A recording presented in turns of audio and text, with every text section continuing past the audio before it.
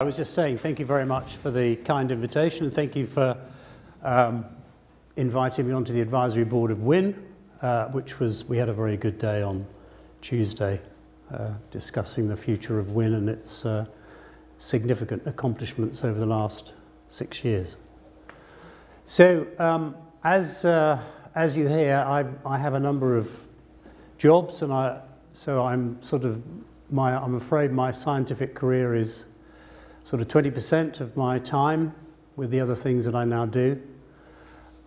So what I'm going to do today is to talk a little bit about a strand of research that developed somewhat uniquely 10 years ago and is still ongoing and is part of the research that I do, and that is to do with nanostructures in disease, pathology and treatment.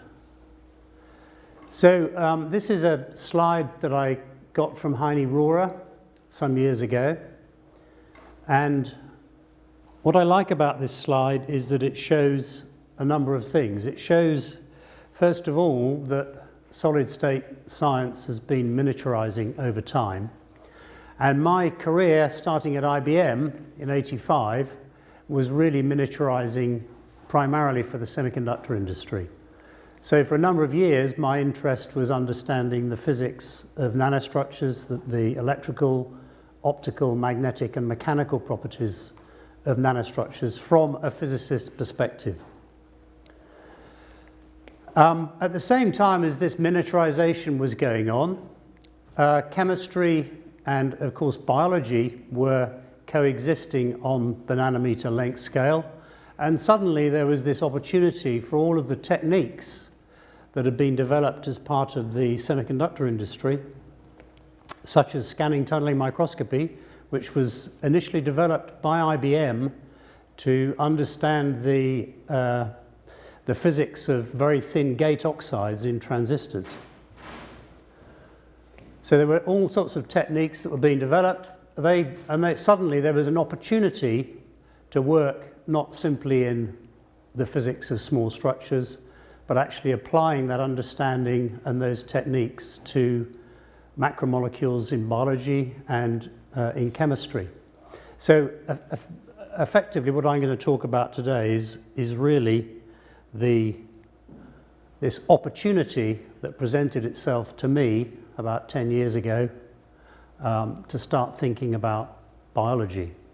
And one of the great things about a university like Cambridge is that if I go into lunch or go into dinner in my college, I will be sat next to people from any department in the university. It could be an ancient historian, it could be somebody in the English faculty, but you have a rich culture of the ability to understand different problems and to talk to people about their problems and look for opportunities.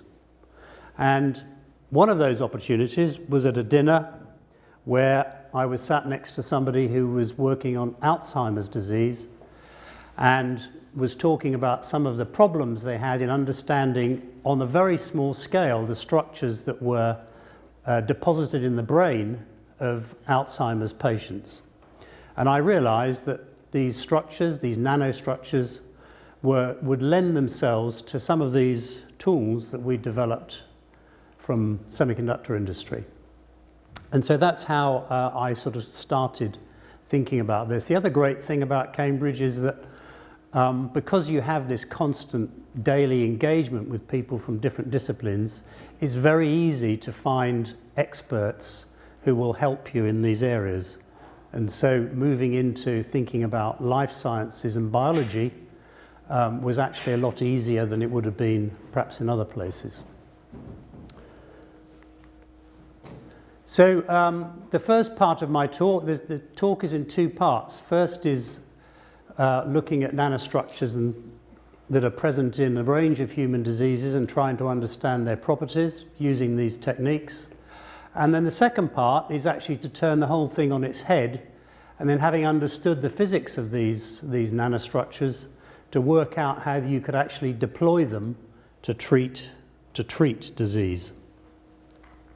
The nanostructures that I'm going to talk about are called amyloid fibrils, and I'll explain why they're called amyloid fibrils in a minute. So this is a simple cartoon of the way a protein is synthesized at the cellular level and synthesized in an unfolded state, so like a soft piece of spaghetti. It then starts to fold up. There are very significant entropic barriers associated with this, but starts to fold up and it folds into an intermediate state. And then eventually it folds into the native state, and the native state is the state which is required for the efficacy of that protein in terms of its of how it's used in the cell. And the important thing about this is that even though the chemical sequence is not changed from the unfolded state, the structure, the physical form of the native protein is extremely important. So any shape it's not good enough for there to be any shape here. It has to be just the right shape. And there are processes, cellular processes that help, that chaperone this process to end up with this very specific native state. But for almost any protein or any peptide, there is at this intermediate state an alternative thermodynamic possibility to form a different kind of structure. And this is called an amyloid fibril. And these are beta sheets of protein. So they assemble into sheets, and then the sheets stack on top of each other like sort of coins, separated by and joined by hydrogen bonds. And these structures form wires, nano wires. They range in size from a couple of nanometers, depending upon the protein or the peptide, to 12, maybe 15 nanometers. And they range in length from a fraction of a micron to microns. In a healthy body, even though these are thermodynamically accessible, these amyloid states, they are prevented from becoming prevalent by a range of cellular molecular processes. And when in a diseased state, one element of that diseased state is that these processes that protect the intermediate state from becoming fibrillar vanish or are compromised, and then you get these fibrillar structures forming. So proteins synthesized, ideally a native in a healthy body, they're a native state, they're then utilized in a targeted way at a cellular level, but there is this intermediate state which nearly all proteins and peptides see as they're folding to the native state that can form this other structure, this amyloid structure. And these amyloid structures, and the word amyloid comes from the classification of the diseases, amyloid diseases. These structures are found in a whole range of diseases.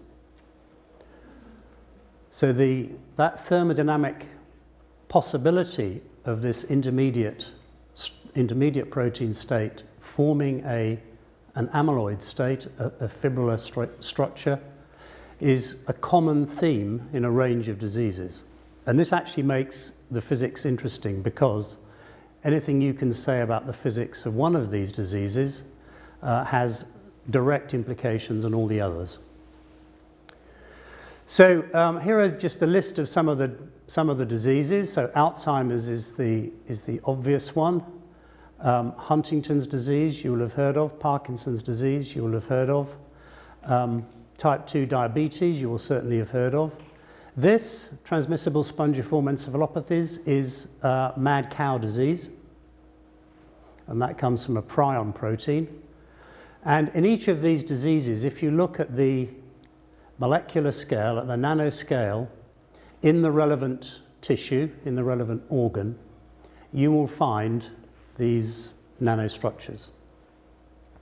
So the challenge for us at this time was to work out whether we could start to look at these structures as they form, understand the physics of their formation, and perhaps give some insight into what might or might not work in terms of a treatment. It was not aimed, I should be clear, not aimed at providing a treatment, but to understanding the underlying physics of what was going on. So here's a cartoon of these fibrils forming from the intermediate state. So here's the protein in the unfolded state. It forms this intermediate state, and it then nucleates. It's a nucleation and growth process. It nucleates and forms these linear fibrillar structures. In turn, these structures can further become entangled in a very systematic way, and they quite often then form these DNA-like structures, these spiral-like structures where there are two and sometimes more of these individual fibrils that bind together, and they do so due to side interactions of the remnant chains that are sticking out at the edge of these beta sheets. And then if you look for example, in the brain of an Alzheimer's patient or in the heart of somebody who has sticky heart disease, you will see these wires, nanowires, as part of the structure. And if in some of these diseases, these nanowires, there's a particular liver disease which will mean that you can have kilograms of these nanowires deposited during the disease process. So not only they're small, but their consequences are significant. And I should also say that the presence of these structures doesn't necessarily cause death and doesn't necessarily cause the symptoms of a disease. It depends upon the disease.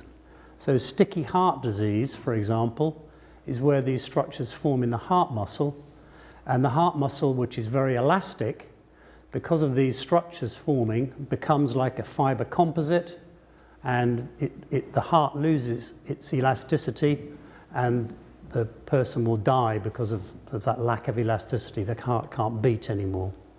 In that case, that's a direct consequence. So there are a range of different pathological consequences of these structures forming, but they are all present in all of these amyloid diseases. So the first, remembering that anything we can say about the physics of any one of these protein misfolding events, it tells us something about the other events, means actually from an experimental perspective, your life is a little bit easier, because you can try different proteins, not necessarily from all those diseases, and still understand the physics to a level where you can say something about the other diseases. So the first thing we did was to grow these nanostructures, learn how to grow them in an atomic force microscope, under the microscope while the microscope was operating, so we could start to look at the structure and understand the kinetics of how they form. And this is just an image of something from bovine insulin. And here are these nanostructures forming. You can see the wires of protein. And if you look at the diameter distribution in this image, it's a bimodal distribution, one at 3 nanometers and one at 6. And that corresponds to a single fibril and a twisted fibril. And you'll see a twisted fibril in a bit more detail in a second. So here's a twisted fibril. Here's the AFM image, and here's a cartoon of that structure. And in some of the earlier work, what we were struck by was how accurate the periodicity along the fibril was. And we were interested in the level of structural order, because this is a biological one-dimensional crystal in essence. we were interested in how defect-free that crystal was, both from a simple structural perspective, but also if you were thinking about a process to break up these fibrils, if there are significant defects present, that gives you an opportunity to target those defects to break the fibrils apart. So what we did with these fibrils, with many images of these fibrils, is we looked at this helical repeat and we looked at the correlation length for that repeat. So how far did that repeat translate along one of these one-dimensional fibrils before there was a phase change or a defect. And we did that by looking at the surface normal taken from the AFM and then fitting that to a model and then looking at these are the repeats, and then this is the length along and the twist angle, and you can see it's a straight line, but in fact what we do is we measure the correlation length, and we can do that very accurately. And what you find is that these structures are incredibly perfect. They're amongst the most perfect biological structures that you can form. So they have a very high structural order. Now, the next part we were interested in was, given that structural order and given that once formed, the pharmacological history indicated that it was very difficult to remove these structures. There were no drugs that had been found that could dissolve them. So the hint that these were perfect structurally gave us some sense of why that might be. But we're also interested in their mechanical properties. So when we originally did this, what we actually did is we took an individual fibril and we made a nano bridge with an FIB, and we placed fibrils, or we found fibrils that were across a little bridge, and then we came with an AFM tip and we pushed it, so it was like sort of standing on a plank.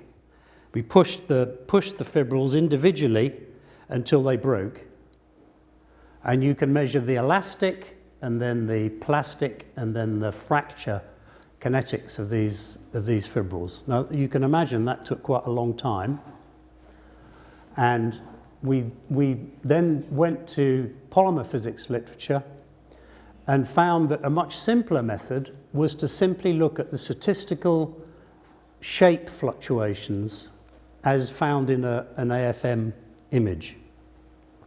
And what we did is we wrote some software that took a fibril from an image, identified it, so that fibril's now been identified, and then we put the start of the fibril at the origin and with its gradient at 0. So all fibrils we rotate round until the gradient there is 0, and then we lay them on top of each other and you get a sort of straggle pattern.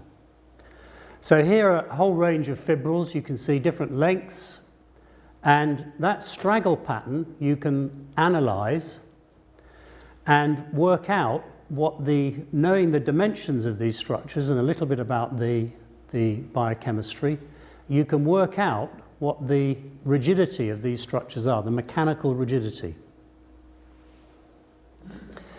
The complication when we did this was that because these are surface measurements as opposed to measurements in a liquid or in a cell, the process by which the individual fibrils attach to a surface depends upon the surface energy of the surface.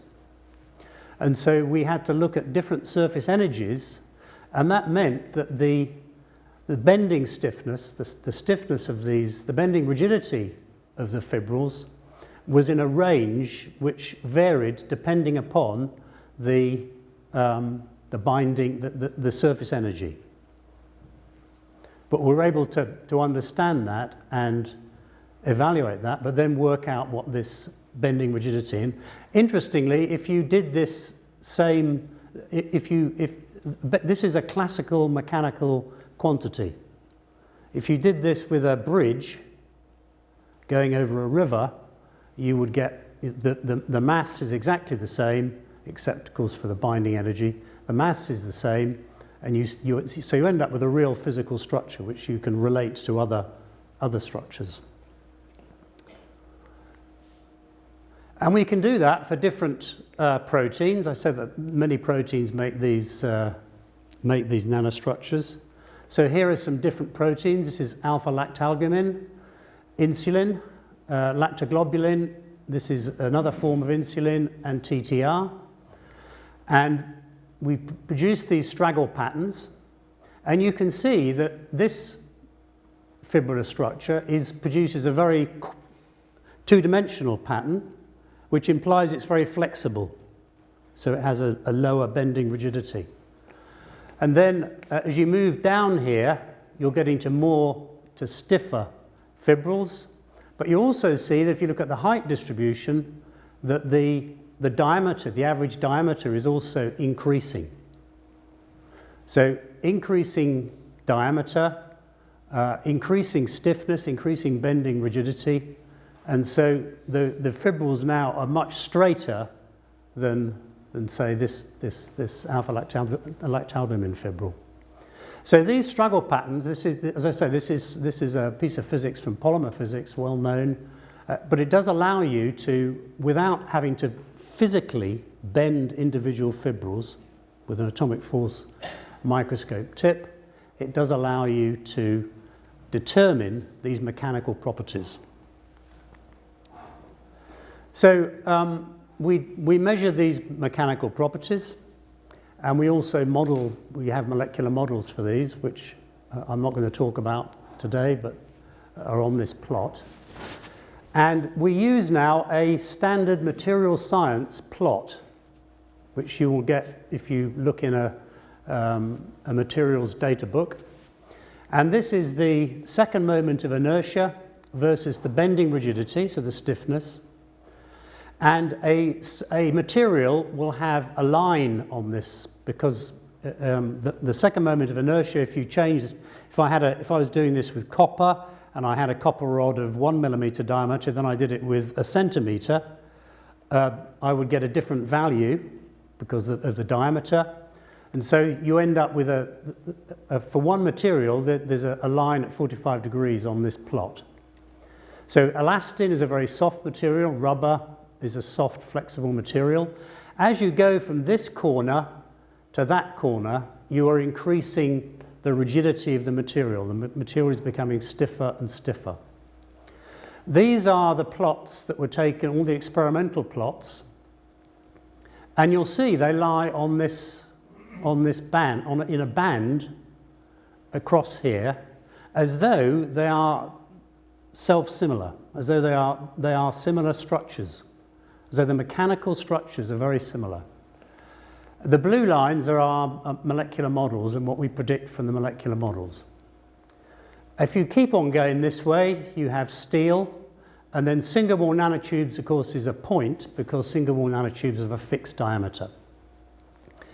So what you see from this is two very important things. One is that the mechanical properties are very similar, irrespective of the protein or peptide that forms the fibril. So the physics is the same, which was one of the prerequisites that we started with, and that they are amongst the stiffest materials in biology. If you put spider's silk on here, spider's silk runs just down here. So these structures are very highly ordered, they're very highly ordered structures, and they're very stiff, they're very strong. So that was the first part of this work, was understanding the mechanical properties, the toughness of these materials, and immediately gave us this sense that once formed, because of their perfection, because of their mechanical rigidity, they're very difficult to remove. So the next thing we're interested in is the kinetics of how these form. How fast do they form? What might make them grow more quickly, more slowly? So we developed a very simple model that looked at the kinetics of this process.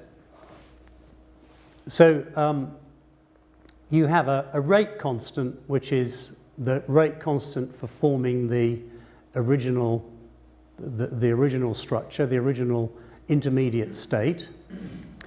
And then importantly, once you've got a fibril of I units, I protein units or I beta sheets, if you add one extra sheet onto the end, if you add one extra monomer onto the end, it goes from I to I plus 1, and that rate constant is K plus. Similarly, there is a probability, which turns out to be extremely small, that a fibril of length I can dissociate by one monomer and go to I minus 1, and that has a rate constant of K minus. In reality, in terms of the measurements, you end up the sum of K plus and K minus. But you also have another mechanism, and that mechanism is where a fibril of length I can fracture and form two fibrils, one of length J and one of length I minus J, and that is KD. Now, the reason we were interested in this is that at this point in the literature there was significant speculation as to whether spontaneous fracture of fibrils was an issue or not. And we wanted to try and quantify as to whether fracture mechanics was important. You might wonder why fracture mechanics is something you consider. The reason you have to consider it is because of the scale of the fibrils. Because they're so small, they're subject to local thermodynamic fluctuations, just like Brownian motion, or similar to Brownian motion.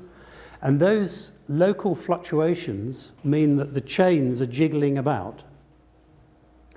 And that means that at any point along a chain, there is a local radius of curvature. And if that radius of curvature, as the chain jiggles, if the local radius of curvature exceeds the breaking radius, the chain will fracture.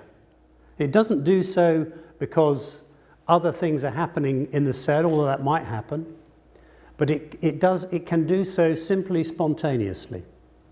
So this is a very important parameter to evaluate. So we did this now by looking at growing these on a QCM chip. This gives us the kinetics. So the idea is we put a target seed, which is just here, onto the surface of the chip. We then put a PEG monolayer on the rest of the chip to passivate it, and then put in monomer in the solution above the chip, and then as that grows, as that monomer grows along the surface, there is a shift in the frequency of the quartz crystal microbalance, and that is proportional to the mass adsorbed on the surface, and hence the elongation. So here's an example where we have we take one of these seeded surfaces, nothing happens, we inject insulin into the solution and you get a growth, you then flush the insulin out, and then you get, there's no further growth at this point. One of the interesting aspects of this is how specific is a fibril to an additional monomer. If you change the chemistry slightly of, in this case, the insulin, will it still attach? And the answer is no, it doesn't. Here's an example where we add lysozyme to the solution, and you can see you add lysozyme, we've grown a fibril here, you add lysozyme, but there's no change. And we can do this with different other monomers, some very similar to the target molecule, but you see no growth. So they're very specific, and this is also very important when you start to think about drug strategies to stop these fibrils from growing. Adding a unit to the fibril is very, very specific to the monomer that is the basis for the fibril. So we can look at the kinetics by looking at the QCM. We can do this as a function of concentration. We can start to get some of the thermodynamics from these measurements. So these are just different measurements taken at different concentrations, and we can calculate how long it takes for one unit to attach to the chain, and that time is about 500 milliseconds. So and in fact that's the same rate as your fingernails grow. So it's a slow, relatively slow process. One monomer added, two monomers added per second. The second interesting part of this is to look at the elongation barrier, the barrier to elongation, because this is a very entropic process. There's lots of restructuring of the molecule involved. We wanted to work out what the elongation barrier is, and this time we have to do this as a function of temperature to get an Arrhenius plot. And so here are different temperatures and different temperatures and different concentrations. That gives us an Arrhenius plot, and that tells us that the elongation barrier is 5 hydrogen bonds. So that means in between each of the layers there are approximately 5 hydrogen bonds, and that is entirely consistent with the molecular modelling. So we're now able to look at the entropic barrier that forms these structures and understand the time constant. So we're now starting to get to a point where we understand quite a lot about how these structures form. So let me go back now to this breakage constant. So this is the cartoon I showed you earlier of these K plus, K minus and Kd. So we now wanted to look at how we could extract K plus from Kd, sorry, K plus, the sum of K plus and K minus and Kd from the kinetics. And we did that with dynamic light scattering. So we look at the average length as a function of time, look at the initial monomer concentration, and from that we can determine these rate constants. So K plus we can determine, and Kd we can determine. The interesting bit is this. So at the time in the literature there was this argument about whether breakage was important or not in the kinetics of these structures forming. So if you just look for the minute at the red line, this is a measure of how much of the monomer is converted to a fibril. So if all of the monomer is in the fibrillar state, it's 1. And so that, if you look at this black curve, that's 1. If you assume that Kd is 0, in other words, there's no breakage, then actually you need to wait for about 300 to 400 hours before you get nearly full monomer conversion. But if you put in the breakage constant that we measured, actually it converts in just 1.5 hours. So this simply confirms what was speculated at the time, but now quantified, that breakage is hugely important in these structures. So if you were thinking about a strategy to dissolve these structures, to break them up, you have to be mindful of the fact that each time you break a fibril, you double the number of ends. So it's like the Gorgon's head. You break it once, you double it, you break it again, you double it again. If you don't break faster than the rate of monomer accretion, you will still get a net growth of deposited fibril. So this breakage constant is hugely important, and the physics of that has now moved on significantly. So, we can now rationalize the high level of stability of these aggregates in clinical disorders, why they're so difficult to treat, why do they have such a pronounced effect, a physical effect on at the cellular level. And it's because they have this very high strength, very high mechanical stiffness, and it makes it very difficult for mechanisms to degrade these structures.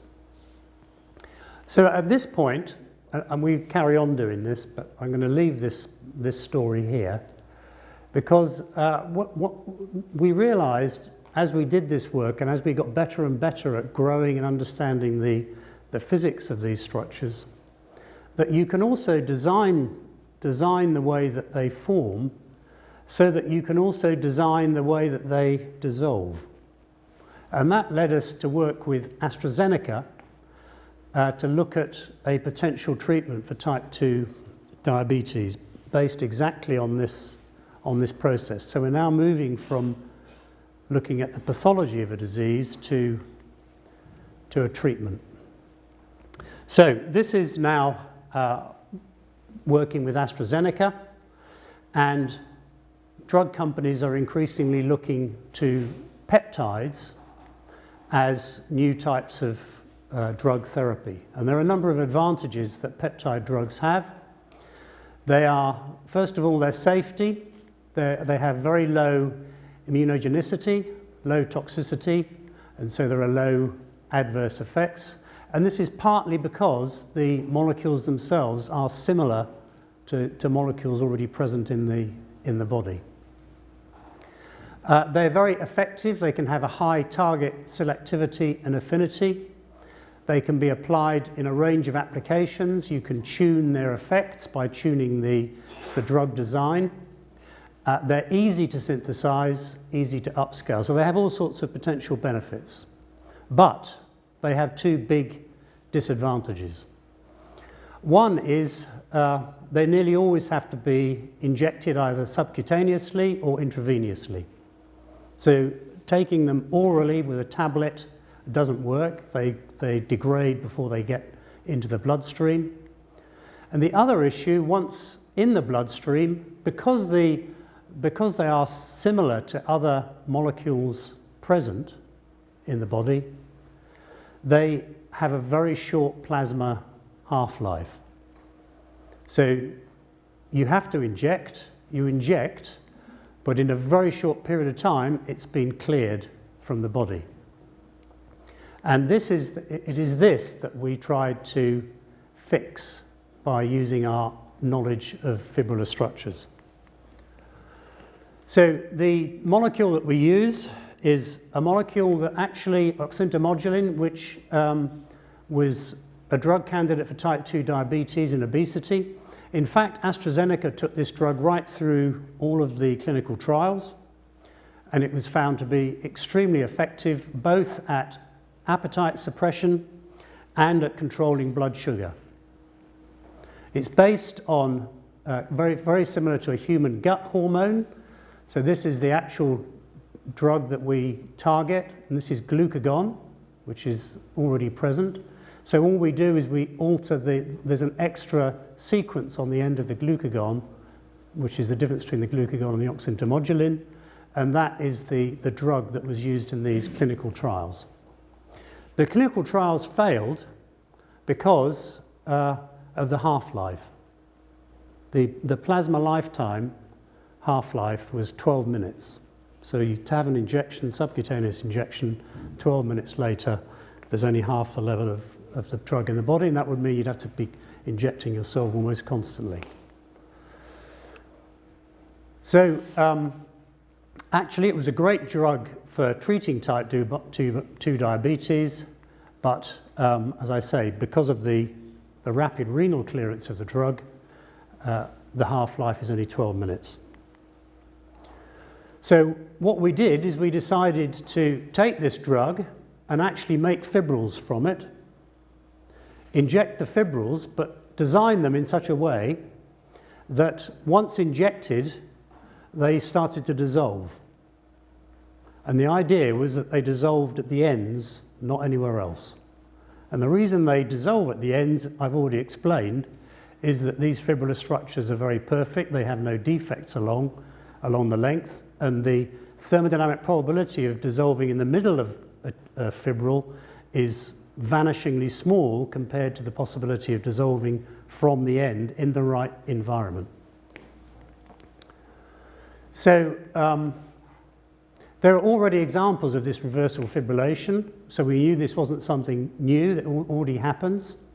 So we can learn from how that happens already in the body.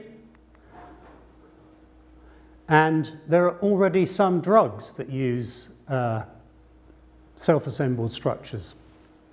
So this is not, it wasn't as though the process of using fibrillar structures was unknown. It wasn't, and it wasn't that there were other types of drugs that had started to think about using these fibrillar states to treat a disease.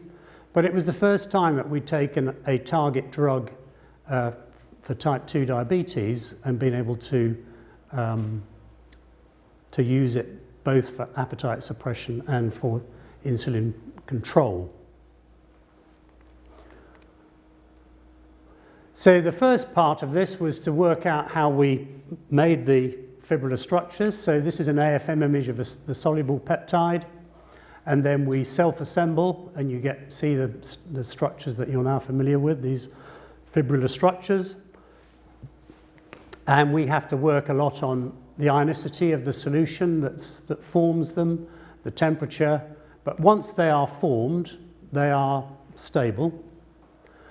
So we do a lot of analysis of the structure and the kinetics ex vivo, and then in the end we inject them into mice and look at how the mice respond, and we also look at diabetic mice and see how they respond to the fibrillar structures being injected.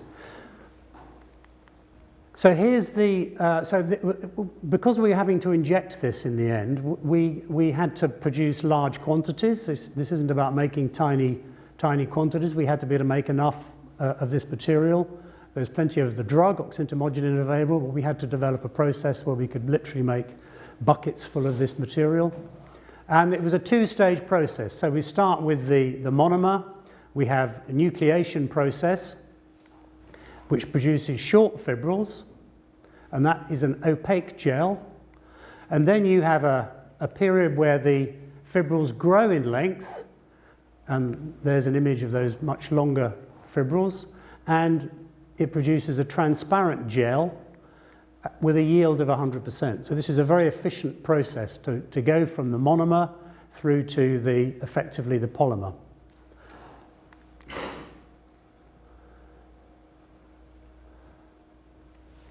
So we then have to check what the structure of these fibrils are, and it turned out to be extremely important. What we wanted to do in the end was to use the clinical trial data for the monomer, and if we could demonstrate that the fibrillar structures, which were only composed of monomer, if they dissolved to produce exactly the same monomer as the clinical trial monomer, then we've effectively not completely circumvented a clinical trial process, but we have demonstrated that all we're doing is storing the monomer up in a fibril and then releasing it. So it makes the clinical trial much more efficient. So these are just measurements now of looking at the beta sheet structure.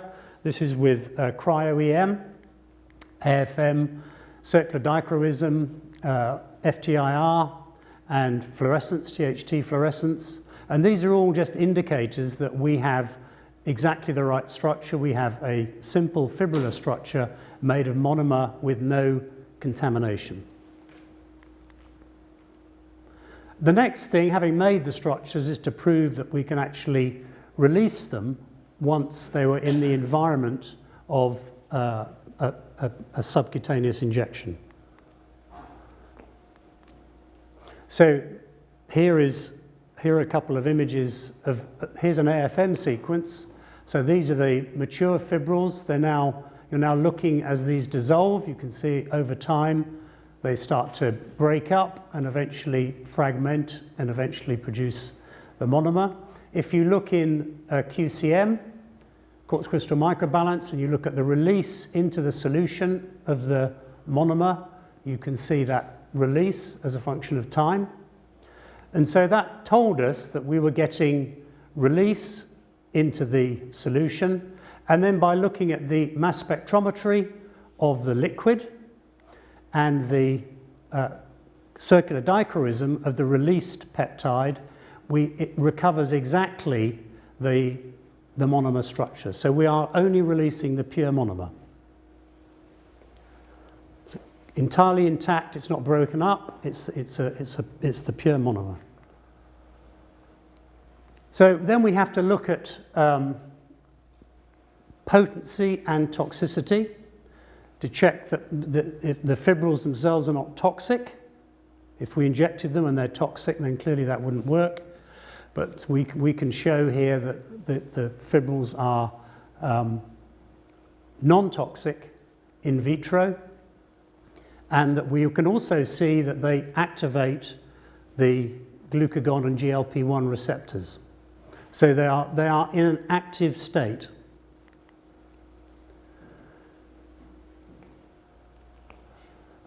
Then we want to look at how long what the concentration of oxyntomodulin in the blood is after injection, subcutaneous injection of the fibrils. So how long does it last? Remember, it lasted 12 minutes in the monomer form, and we confirmed that. If you look at this graph here, these lines that come down here are the monomer, and you can see they're gone very quickly, no evidence of them left. Whereas the fibrillar form, after 5 days, there is still significant oxyntomodulin being released into the blood. So this confirms that the fibril, once injected subcutaneously, releases this pure monomer, and the monomer is pharmacologically effective in delivering a constant level of oxyntomodulin into the bloodstream, not over 12 minutes, but over 5 days. And that suddenly means that this drug that had passed these tests as a monomer, but failed because of the half-life, there's suddenly an opportunity for this drug to now be used for a real treatment. And then we looked in mice at the effect on glucose levels and glucagon intolerance tests, and this tells you whether you're not simply interested in how much oxyntomodulin's in the blood. You want to see it's actually lowering blood sugars, and that's what these sequences show, is that the fibril by itself doesn't do anything, but when it starts to release, it has effectively the same property, almost the same effectiveness as the free monomer. So it's releasing into the blood, and it's reducing insulin levels and controlling glucose. So we've taken these fibrillar structures, we can grow them, we can inject them, and it actually lowers the blood glucose, but now after 5 days rather than 12 minutes. And we've now just done this with one other drug, with AstraZeneca. So this is now turning the disease on its head, if you like. Understanding the disease, we've now used that knowledge to design these structures that can be used to deliver drugs. So this is my final but one slide. I'm a huge admirer of Leonardo da Vinci, and so this is one of his famous paintings. But why it's relevant here is that Leonardo da Vinci was one of the very first people who identified the relationship between form and function. He did that by dissecting cadavers and looking in detail and trying to work out how the heart worked, how the lung worked, how the blood vessels worked. So he started to try and relate form and function, and he did that also through his physics of flying machines, trying to work out how you design a structure that can fly, can lift off the surface by understanding both the structure, the form and the function. And so in a curious way, what we are doing with these fibrillar structures is we are looking now at the nanoscale rather than dissecting cadavers, but we are looking at the nanoscale at these structures, understanding how their form affects function on the nanoscale, affects function in terms of disease, and then in turn using that function, using that form to reverse that process and provide a therapy. So I want to just finish with this. I've skated through over 30 publications. I've listed the main ones here. Chris Dobson was the person I spoke to at dinner over 10 years ago now.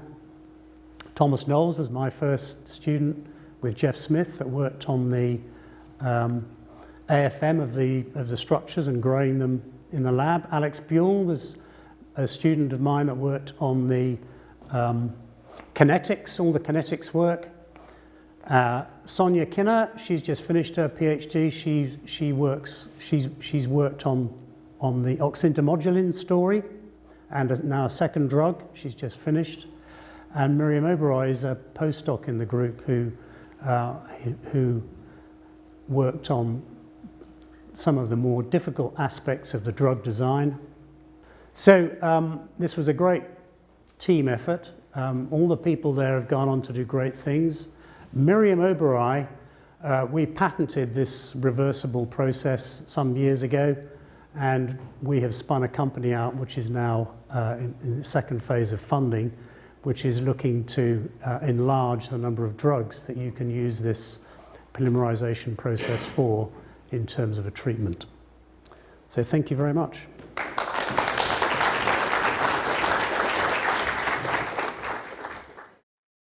Yeah, no, so AstraZeneca now have taken this and are now working out how best to, what clinical trials they'll now need to do to bring it back into market. And it's, as I say, we've just done it with a second drug for AstraZeneca. So this process of reverse fibrillation is a real opportunity.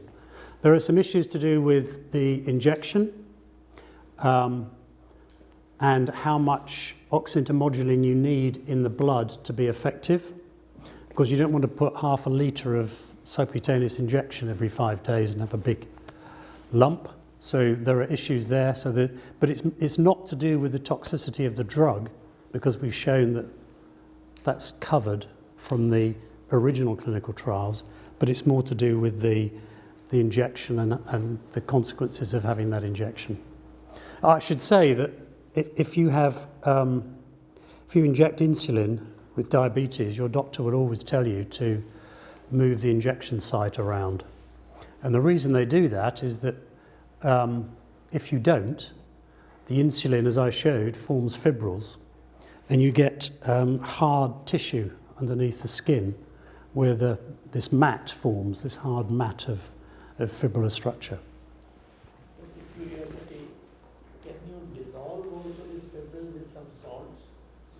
The reverse problem, supposing they form fibrils, but some interaction where they unbind. Is it possible? Do you mean in a cell or in vitro? In vitro, but later on I was thinking, supposing some salt, they say, for example, zinc salt or something. So the growth rate of one of the aspects of growing these structures is looking at the solution, and 2+, and actually 3+ is even better, but 2+ enhances the growth rate. So you need to know which salt to put into the solution, and that forms it to grow, encourages it to grow. When you remove that salt, it doesn't necessarily start dissolving, but it can do. So if it's formed in the body, already, the ionic environment doesn't change. So if it's formed, it's not going to unform. So what we rely on in the treatment is that we form it in an ionic strength, an ionic species that can form the fibrils, and where it wouldn't form the fibrils when it's under the skin. And on that basis, they can slowly dissolve. And the reason the rate is constant is that if you inject these fibrils, there are N fibrils, so there are 2 N ends, and there's a rate constant. So the ends dissolve at a constant rate until there are less than N fibrils, and then the rate drops off. For nano. Two questions. I think perhaps one is related to the previous. You showed that in the amyloid fiber, the growth, there are no cooperative effects. It's a step-by-step process. In the peptide fiber formation, well, first, is this a cooperative or not? And second, It's a self-assembly process. okay. So, and the other is you do it in fairly low pH. Acid concentration is relatively high. Presumably it is to have the extended peptide. In any case, did you never find problems of peptide hydrolysis in the acidic medium taking place during the assembly process? Yeah, this is, I've given you an hour's of a huge amount of work, but making these fibrils is hugely challenging, and making stable fibrils is challenging, and all sorts of these other effects go on, especially with peptides. So you're exactly right, but if you get the recipe right, you can get 100% conversion. Yeah. And if I can, couldn't you benefit of doing the synthesis under flow, so that you have peptides aligned, perhaps under milder conditions? They're still only microns long, tens of microns long, so I'm not sure that whether they're aligned or not is particularly, I don't think that's particularly important. I mean, certainly we could do it with flow. You could make it with flow, but actually we can do them we literally can put them grow them in a flask and get a flask full, which is pretty easy and cheap. So. Yes, my question was about the next stage in some of the diseases, say Alzheimer's disease, of formation of so you've got the fibrils, and then you have the fibrillar bundles, and then the bundles actually form into plaques, and whether you looked at any of those formations in the next stage of life. No, in fact, we're going the other direction. We're more interested in the nucleation. So there's an intermediate right at the start. There's a nucleation process, and we actually would like to understand the nucleation process, and that's very difficult to do because it's a dynamic equilibrium. So it's not, once you've got a fibril, it's there and you can look at it. If it's in this in a nucleation state, in the state of nucleation, it's very dynamic, but it's quite critical to work out whether an intervention there could have a big difference. But once the fibrils are formed, you're sort of lost. So looking bigger, no. What we're more interested in is trying to look at right at that first. And that would be the oligomer stage. It's the oligomer stage. So we're going to do that primarily with cryo-EM. So we take a population of oligomers, or a population of monomer oligomers and short fibrils, cryo-EM, and then look at all of the oligomer states and try and work out if there's what the structure sequence might be. But this is not straightforward stuff. Okay. Let's thank